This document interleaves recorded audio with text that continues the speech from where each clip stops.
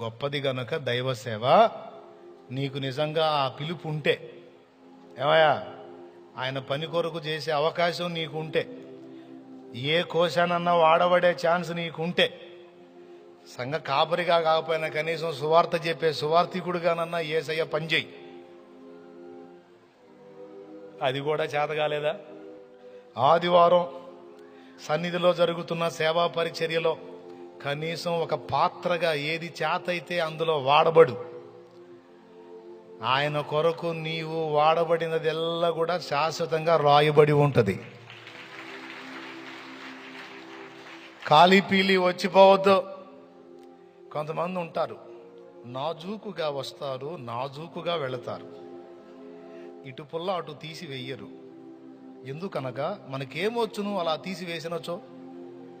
వారంటే తెలివి తక్కువ వారు, వారు అలాగునే చేయుదురు. మనం తెలివైన వారు, వచ్చి వెళ్ళుదాం అంతే. పైసలు వచ్చేతుంటే చేయుదాము, లేకపోతే పని చూసుకుందాము. చేసేవాళ్ళు తిక్కలోళ్ళ, దిమాక్ లేనివాళ్ళ, నువ్వు తెలివి గల మేధావా? నీ తలకాయ.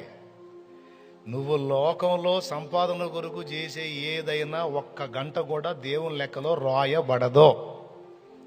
ప్రభా రోజుకి 10 గంటలు పనిచేసావంట ప్రభా, బాగా మంచిగా అసలు. అయితే నాకేం ఒరిగింది అంటాడు ఆయన.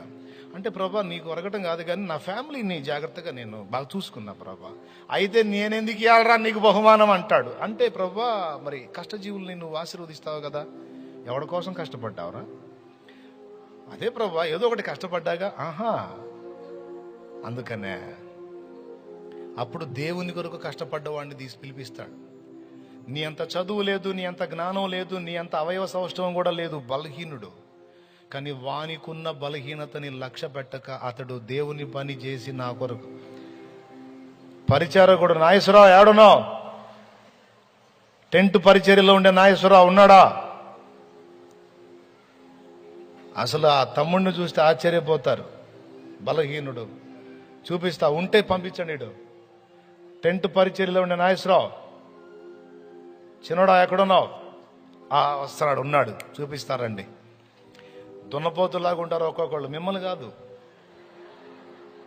కాదు, అవకాశం ఉండి కూడా దేవుని పని చేయని పనికి మాలిన వాళ్ళని, మిమ్మల్ని కాదు.